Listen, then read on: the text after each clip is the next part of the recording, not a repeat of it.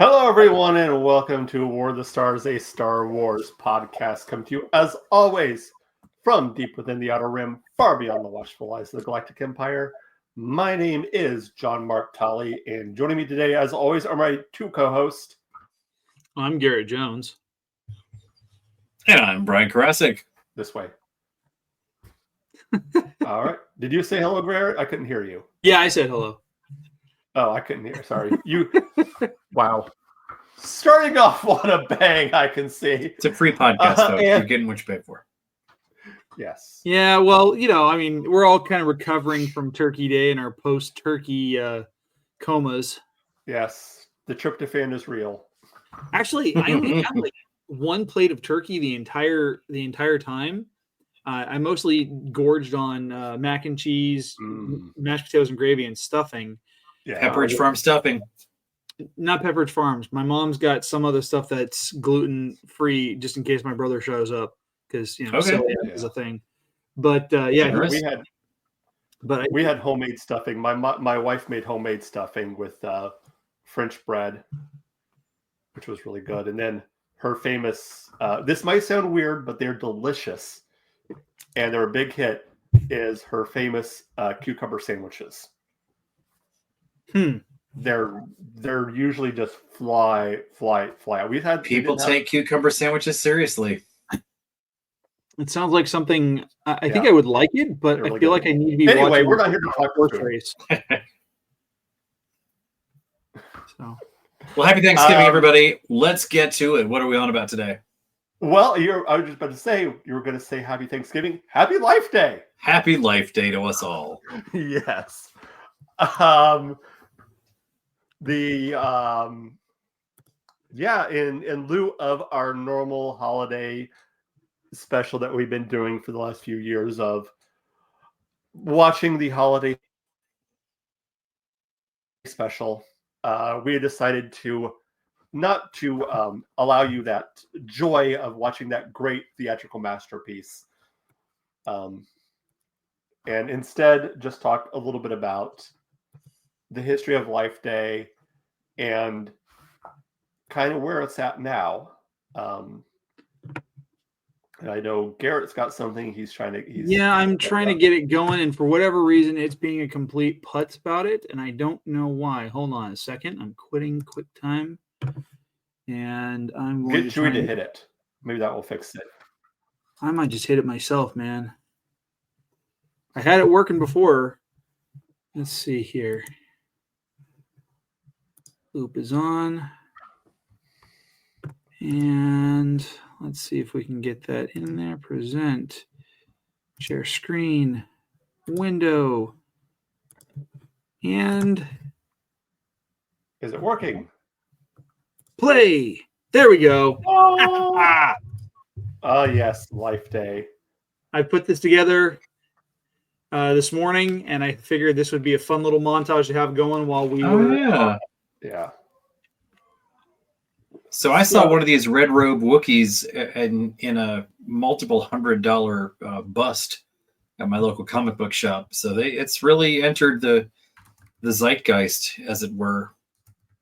Okay, so brief touch there. I just noticed B. Arthur is featured prominently in the artwork you got there. They've showed up. A lot of folks don't know that B. Arthur is in the holiday special, and I don't think she gets enough credit. A little known what I call dubious Star Wars fact. The character of B. Arthur plays, Ackmena, is a singer and bartender at the Mos Eisley Cantina, and an abandoned plot line held that she was actually an Imperial agent spying on the residents of Tatooine. And if it had gone in a different direction, Ackmena would have been revealed to be an apprentice of Darth Vader and actually have the Sith name of Darth Isbornak. Interesting. Wait. As in like Dorothy? As in Dorothy Isbornak. Just kidding. That's not real, but that's I like making that would have been a nice dubious Golden Girls. Right? Can you believe it? Darth Isbornak. Yes. Which also ties nicely into the fact that at one point Dorothy went to the hospital and was treated by a doctor who is the same actor who plays the holographic doctor in Star Trek. So it's Robert Picardo. Yeah, there we go. Thanks. So she's got some chops. Yeah. But anyway, so I looked this up. Uh-huh. Oh, sorry. No, go ahead. I looked this up in about Life Day, so we kind of get a system. It says Life Day is a celebration in the Star Wars universe. They're originated on the Wookiee home planet of Kashyyyk. It is similar to the real world holidays like Christmas or Thanksgiving, where friends and family come together to celebrate life and harmony. Yeah.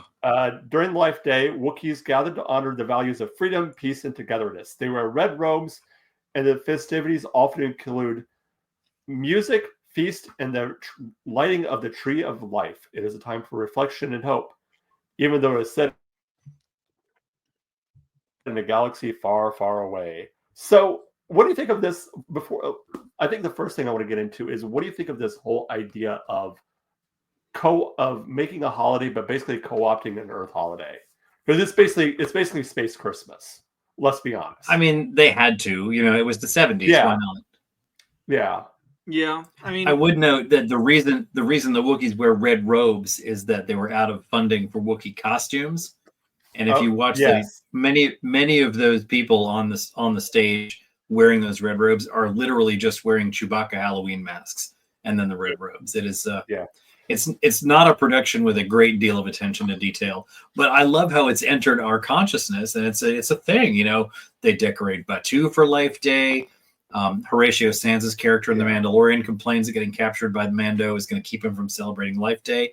It's great. It's a fun addition. There's some super awkward 70s stuff in that holiday special. I'm not going to go into it too much, but the present that Chewie's dad gets is inappropriate for children. I don't care for it. Oh yeah, absolutely. Yeah, I don't. And there like even the Fever Dream disco song that's done by, I think that who was the singer?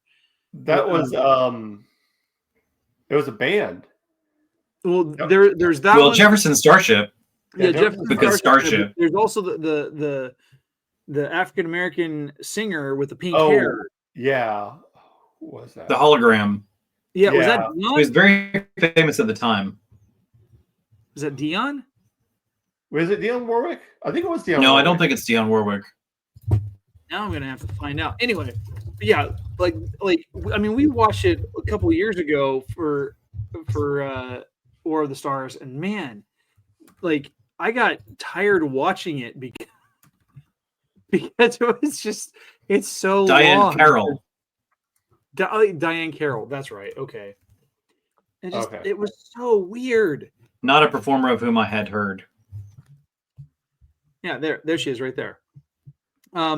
Although I will say it does give us our very first look at and sound of Boba Fett.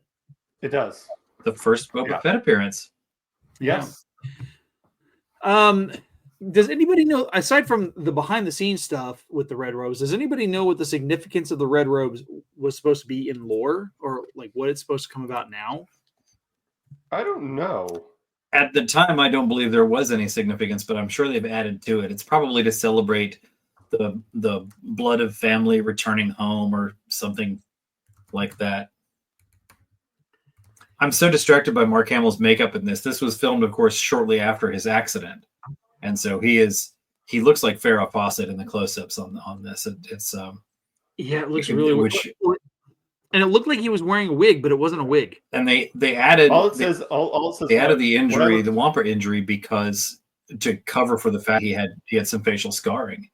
And it really led to the decades of voice work that Hamill did between Jedi and some of his other stuff on camera. So this is what I found. It said the color red is often. I wonder. I don't know. I've never been to Disney at Christmas, and I think like it seems like a terrible time to go, if I'm honest. But I would love to go there and see what they do in Batuu for that, because Batuu is such an immersive experience. I'd really like to see like how I'm sure they have Wookiees and robes and all that. Have either of you been or seen any footage of what they do down there? They have. Well, they do Life have Day a technically is November 7th. Life Day and Batuuan Harvest Festival. Yeah. Life Day is technically November 17th. Are you there? Can you hear us now? I guess not. We can hear you. Brian? I can hear you now. My headphones are acting. Oh. Have you tried turning them off and on again? All right, we're going to go with speakers. Sorry, guys. I understand. And for some reason, the video playback. But no, Life Day is technically November 17th.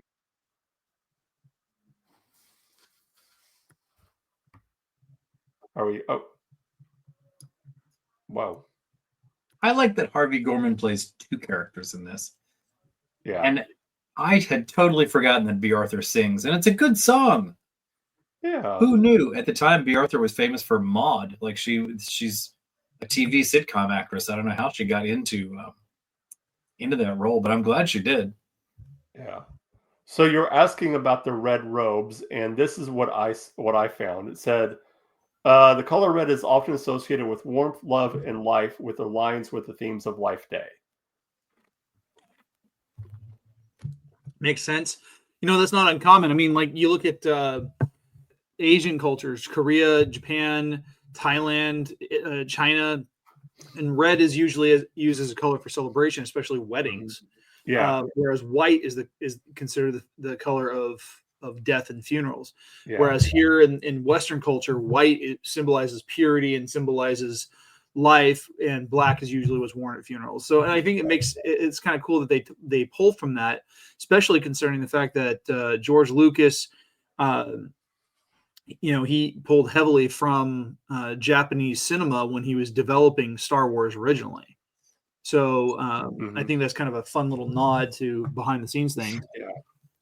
Yeah. No. And I do like the fact that they have, as bad as the holiday special was, and it's bad, they have slowly, especially with, since the acquisition, kind of brought aspects of the holiday special into the main canon. I mean, there's, like you said, you mentioned right there, Brian, during the Mandalorian, there's Life Day is mentioned in the Lego Star, in the Lego Holiday Special, which, by the way, is awesome. If you guys out there have not watched the Lego Holiday Special, Star Wars Holiday Special, it is hilarious and it is so much fun. But it's whole wrapped around the fact that they're getting ready to celebrate Life Day, and they're looking for a Life Day, a life tree, as kind of they're getting the light part as part of it too. So they've kind of brought it into the main canon. I'm kind of curious though, because I've been poring over Wikipedia, mm-hmm. and at no point does it explain what the crystal orb was supposed to be all about. Because I'm looking on Wiki, as Brian mentioned, Horatio Sands' character is mentioned in this Wikipedia article in the history of it. In fact, at the top of the article, he's quoted. In fact, let me see if I can share this with you guys. Present, share screen, boom. Yeah. Right here. I mean, he's got the picture, he's got the quote. I was hoping to be free for Life Day, but nothing in this talks about the orbs. What you want to do there, Garrett, is look up Life Day orb. Hold on. Here we go. There's the link. I didn't see it before. They're just decorations. It's no big deal. There's no other symbolism. So what I typed it into Bing, and it just says the crystal orbs that the Wookiees hold on Life Day ceremonies are known as Life Day orbs. Orbs symbolize the tree of life and the unity of all living things. They're used during the celebration to represent hope and peace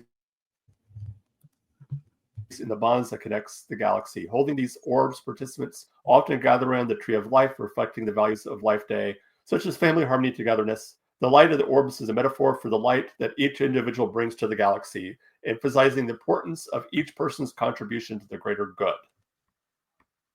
So yeah, and that kind of ties in with what I just found when Brian directed me to the link. They basically are just adorning the tree. That's all it is. I'm Christmas sure there's some real world explanation of there was a spare one backstage. You're here, hold this. This looks sci-fi related. Yeah. Yeah. The fans will make it work. And of course we did. And that is something I find most charming about Star Wars, us and the entire fandom. any little tiny thing that, it just happened to be that way, and we're going to build it into the universe and make it work. The guy carrying the ice cream maker, Wilro Hood, he has like pages of backstory on Wikipedia. Yeah. And I think Life Day is a shining example of that. Speaking of the appearance of Boba Fett, I've seen a number of Boba Fett figures that are colored like he is in the comic. People 3D print them and all that stuff. It's a, if it's part of Star Wars, we're going to make it part of our lives, I think. And some of us more than others. I thought it was a fun story. I remember watching the holiday special as a child, which it was 78. I didn't get to see it until some rerun in 79, so I would have been 5. And I don't remember much about it, but I remember, oh boy, more Star Wars. So I didn't see it until it was on YouTube. Yeah, same here. You can't evaluate that sort of thing, how it would be seen through the eyes of a child. And I thought it was great. I can't believe it was made by adults for adults, but it seemed great to me. What's funny is, like, have you guys ever watched the Screen Junkies Honest Trailers? Yes. Yeah. It's Star Wars. I think what we're learning is there's not a great deal of lore to be discussed. It's just space. But like, if you get a chance to watch the Honest Trailers for the holiday special, man, they get a little mean. That one, and 4 years ago, Ryan George from Screen Rant did a pitch meeting for the whole thing. And like at one point, I think both videos at one point make a reference to how Carrie Fisher, God rest her soul, was maybe a little coked up as she was singing her solo. Oh, I've heard, but yes, you can see her fingernail. Like it's quite obvious. Yeah, right. Carrie herself said that she has no memory of making it, and also that she uses her copy to get rid of people at the end of a party. That she puts it on TV when she wants people to leave. Yes, awesome. Yeah, I've heard that all of the fun candy was used during the making of this show. I mean, it was the 70s. It was the law. Yeah. I was going to look something up, but I forgot I was going to look up.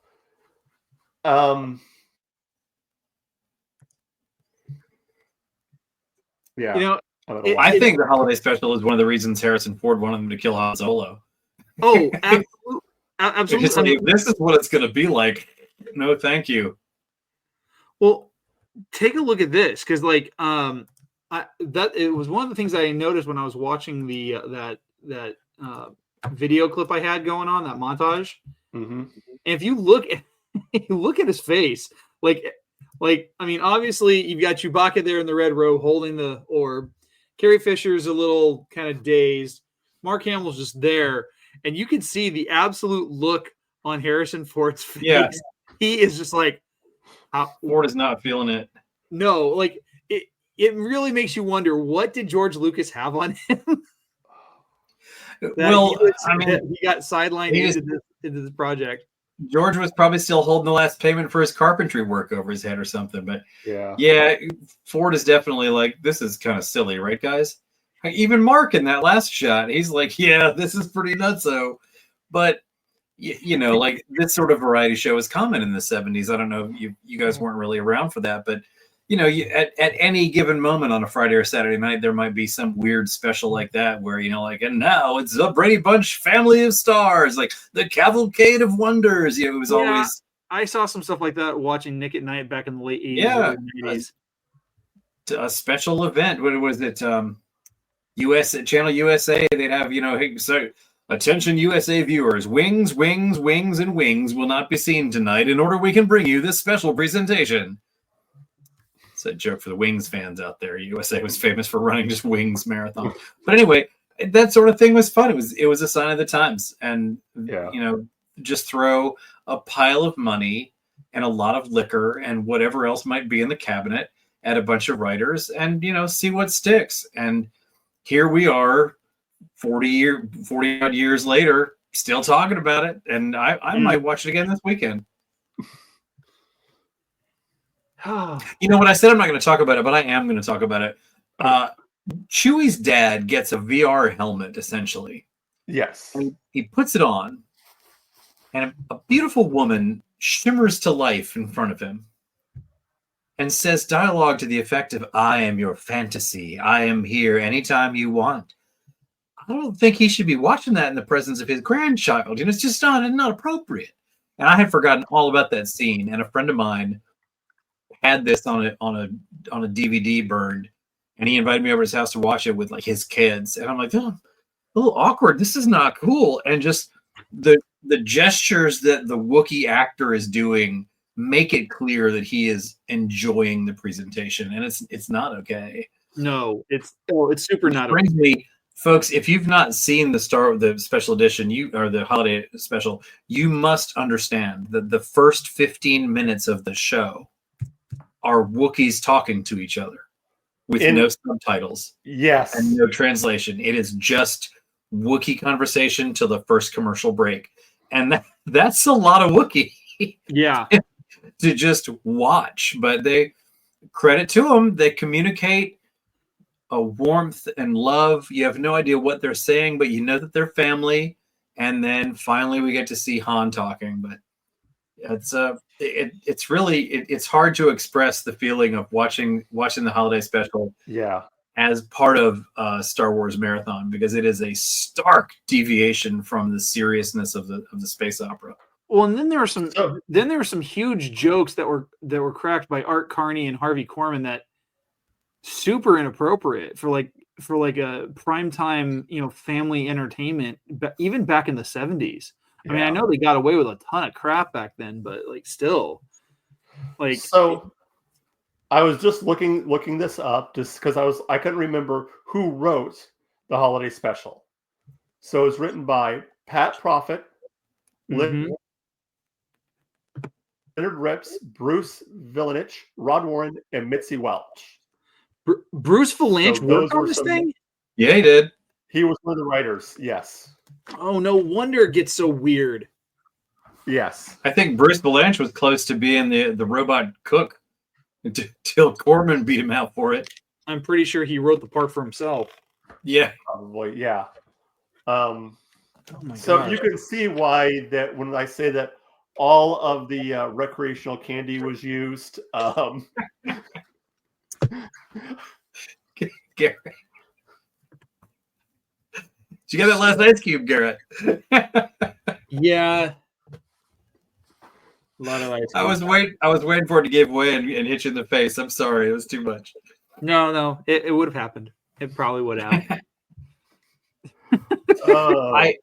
I hope that the writers of this show went on and brought what they learned to this show to other presentations, because say what you will about the quality of the performance, it is memorable. And a lot of times I think that's what they were going for. They didn't know who they were writing for. They didn't know who's going to watch this. Last week, I watched the Garfield Thanksgiving special. It's a 22-minute cartoon about a cat celebrating Thanksgiving. And 4 minutes of it are dedicated to Orson Welles jokes. Yeah. Who's that for? Hey, this cartoon cat show that 6-year-olds are going to be watching. 6-year-olds watch Citizen Kane, right? They get it. There is a literal Rosebud reference in the Garfield special. Who knew?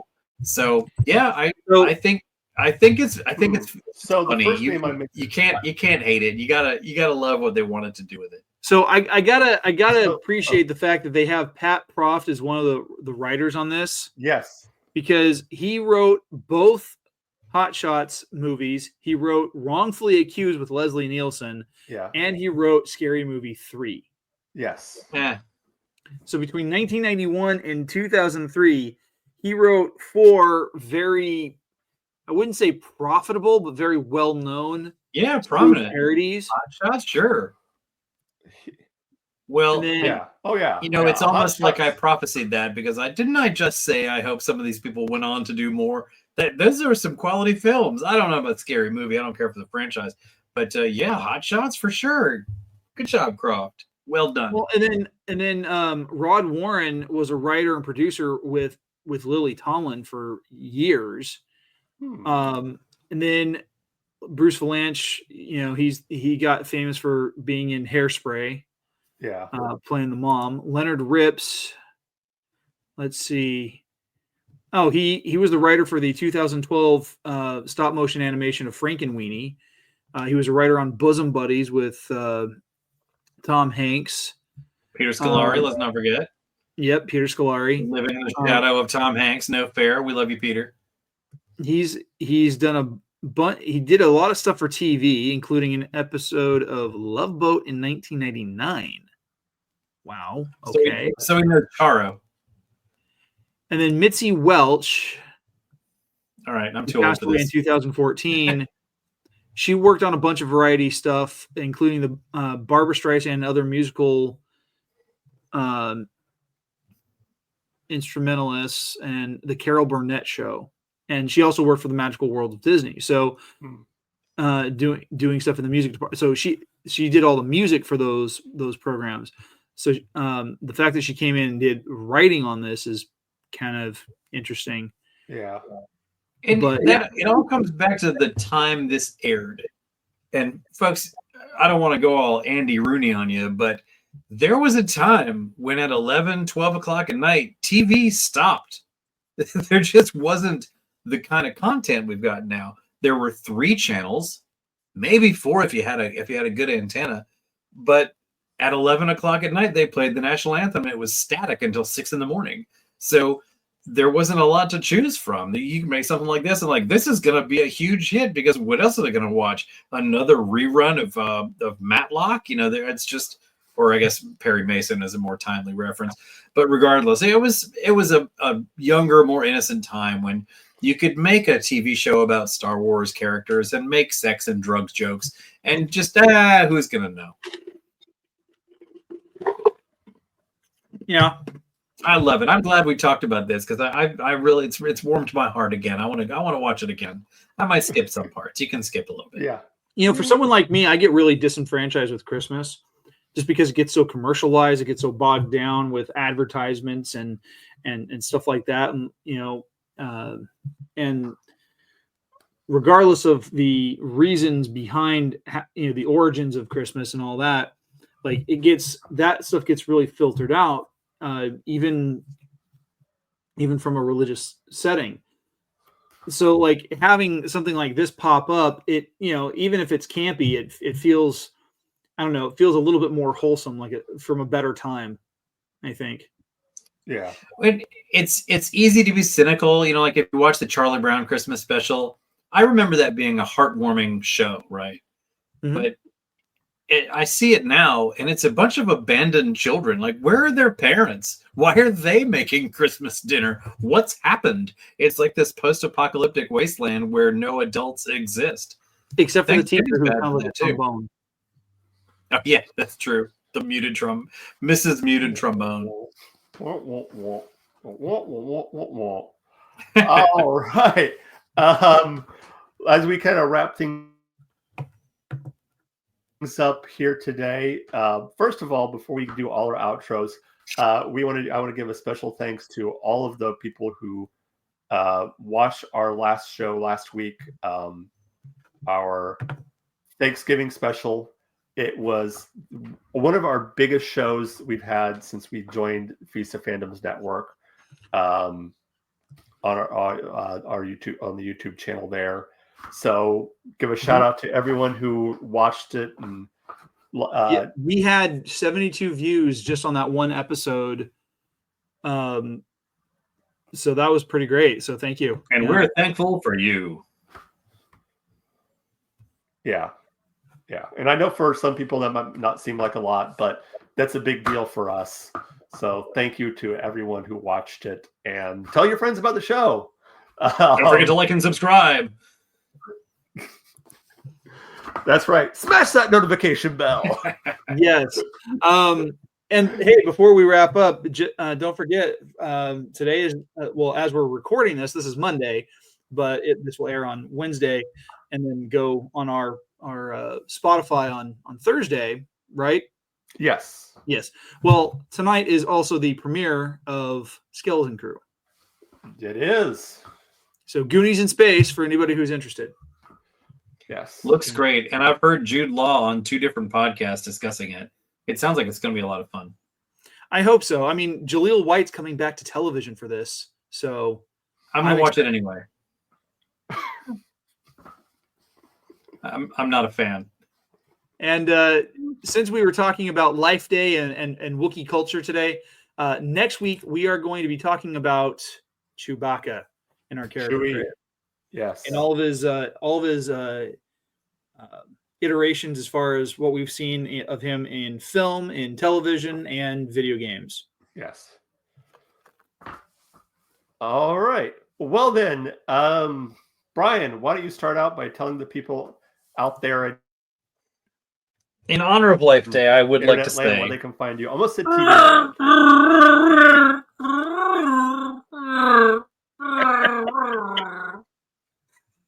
Hey, watch it. Now, this is a family show. No, you can check me and my colleagues out at the Sith Library and Archives on Facebook. It's a lovingly curated collection of Facebook art and culture, focusing on Sith and the dark side, Imperial, any kind of bad guy stuff. So come out there and see us. I post as Darth Carosis. All right. What about you, Garrett? Well, you guys can find me on Instagram and X at GKJ_publishing, where I talk about my books, The Archives of Async Ran. It's a 5-book series, fantasy, where we have dragons, elves, magic, and vampires that don't sparkle. You can also catch me on my YouTube channel, The Right Way, where we talk about books, book recommendations, author interviews, and creative writing tips. And I'm also on a new Feast of Fandom show that comes out once a month called Snackame, where we watch anime and eat snacks.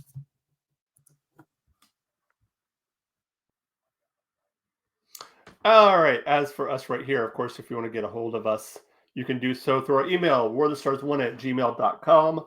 Our Instagram handle is at war_of_the_stars1. Our handle on X is at warthestars1, and we're on YouTube at WOTS77. But if you really want to watch the show, you can do so over on our the Feast of Fandoms channel. Just search Feast of Fandoms, and you'll be able to get the link to all of the shows on Feast of Fandoms, not just ours, but every other show, including the one that Garrett just mentioned, and many, many others. Also, as he mentioned, Thursdays, the day after it releases on the Feast of Fandoms YouTube, it will also be releasing the audio-only version on our Spotify page. Just search War of the Stars, a Star Wars podcast, wherever you find podcast, and you'll be able to check us out there on the audio version only. That is, if you want to support the show, Ko-fi.com/War of the Stars, or you can go to our Spreadshirt shop, spreadshirt.com/War-of-the-stars. With that being said, join us next week as we talk about Chewie. And as always, remember, this is not just your Star Wars. This is not just my Star Wars. This is our Star Wars. And until next time, may the Force be with you.